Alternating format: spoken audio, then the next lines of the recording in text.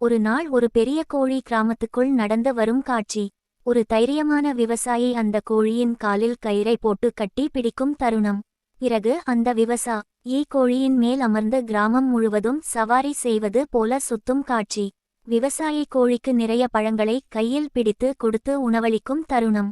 நாள் முழுவதும் கோழியுடன் மகிழ்ச்சியாக விளையாடும் இருவரின் காட்சி. அந்த கோழி தனது முதுகில் விவசாயியை ஏற்றி வயலுக்குள் அழைத்துச் செல்லும் காட்சி. விவசாயி கோழிக்கு ஜிம் பயிற்சி கொடுக்கிறான், மாதிரி சிறிய எடைகளை தூக்கச் செய்கிறான்.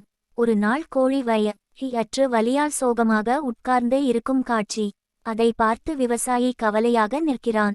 அடுத்த நிமிடமே கோழி திடீரென்று ஒரு பெரிய தங்க முட்டையை இடும் ஒளிவீசும் காட்சி.